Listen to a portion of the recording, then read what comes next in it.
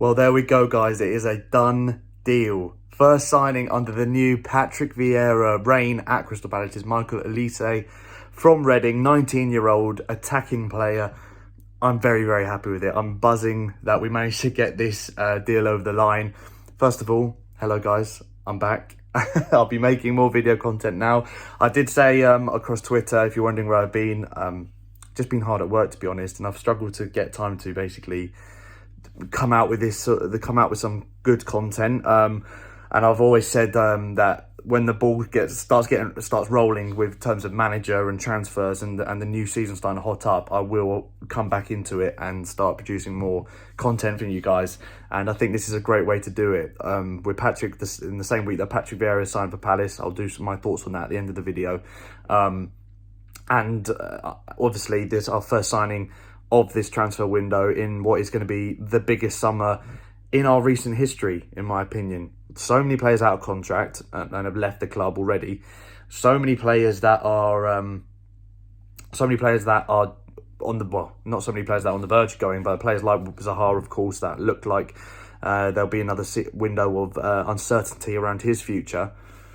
It's so important that we fill in the gaps that the squad's going to have inevitably, and that starts with the manager. We've managed to do that, and now we've got our first signing very quickly under our belt within 48 hours of Vieira actually coming into the job.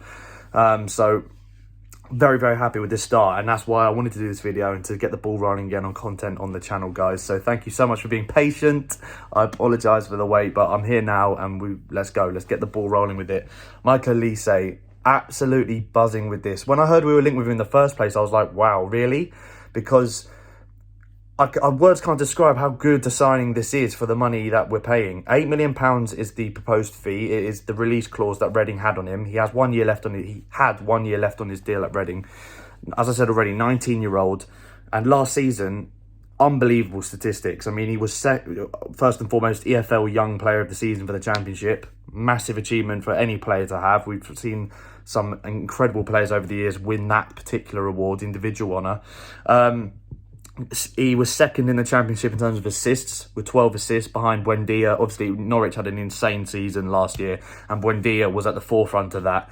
Obviously, he's now going to Aston Villa, and I think it was 17, 18 assists Buendia had. Olise was second with 12 assists, and it just goes to show at 19 as well, what a good season he had for Reading to provide those goal contributions. 7 goals, I believe, to his name as well, and over 80 chances created.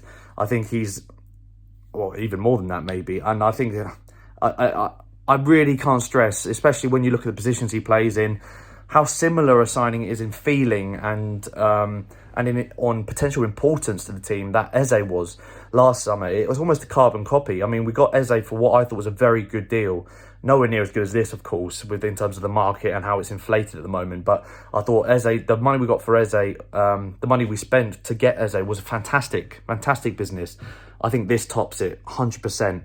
To get both of them for around about £25 million, these two players that were both the big young players in the Championship from last season and this season, the season before last and last season, in back-to-back seasons, to get them both is fantastic business, especially with Eze being out for as long as he is, and it takes some pressure off Wilf, of course, if he does stay and we start the season with him.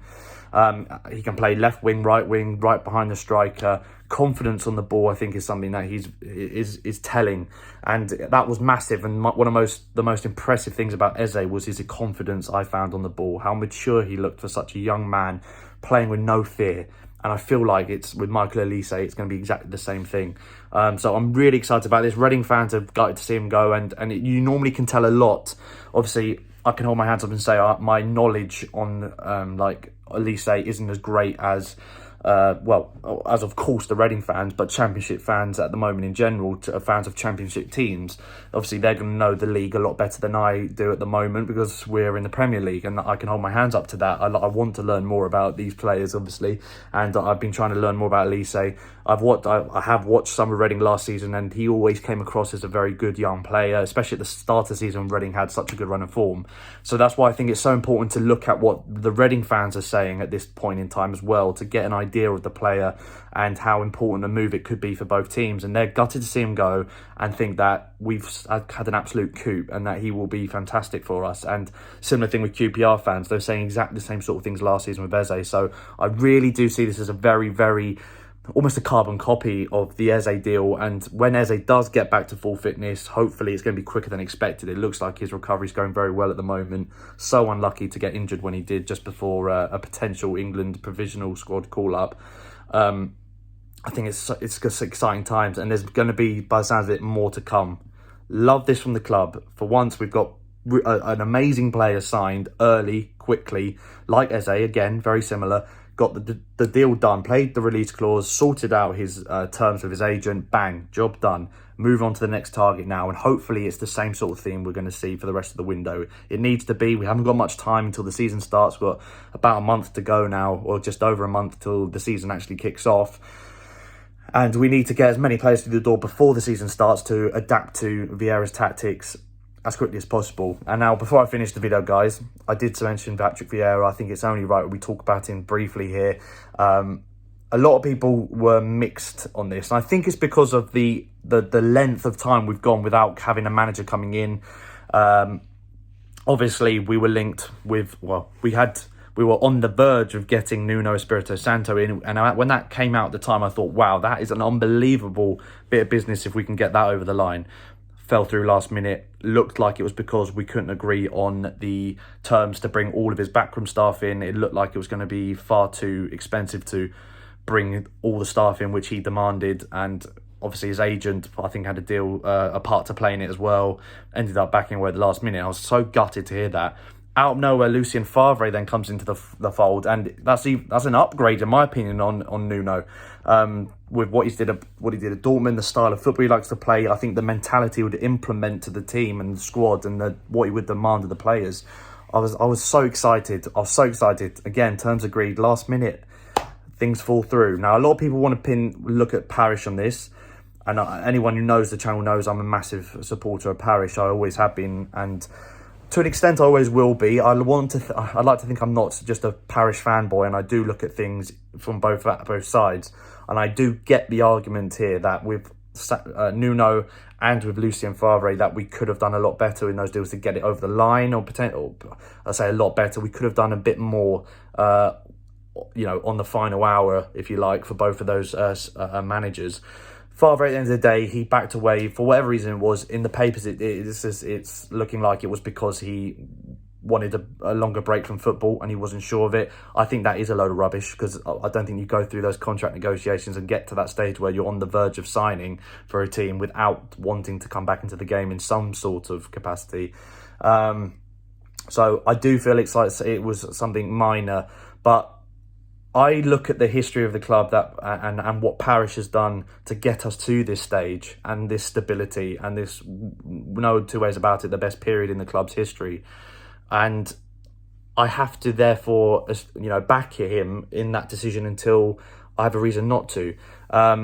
We managed to get over the line with, poor starts to the season before. I know the transfer window when Sorloth came in on deadline day, that was a panic buy, and we needed a striker that window. We didn't get one, and I was critical of Parish there, and we should have had our transfer business lined up, ready to go. Similar with the managers here, I criticised the Parish and the board for not having a managerial lineup sorted when Roy Hodgson left the club. I think that was very silly of them, and to an extent unforgivable, really. You're allowing a manager to leave without really having someone lined up. I thought there would have been someone behind the scenes chatting up Sean Dyche or any manager, really. Even if it was Vieira at that stage, then I think there'll be a lot more fans or supporters of it than there are now. I think, but that being said, on Vieira, I think I personally was very 50-50 and was like, I really want this to work. I really, really want this to work. Obviously, his managerial record isn't completely foolproof. He's a very young, very inexperienced manager in terms of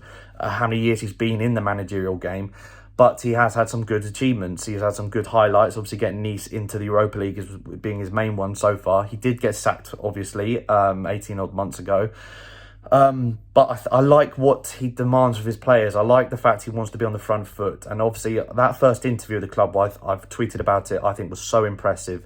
And watch it if you haven't, because I think that for as a new manager, in the biggest job of your career so far in your managerial career, coming to the Premier League back for the first time since your amazing time at Arsenal as a player, legendary player and figure in the game.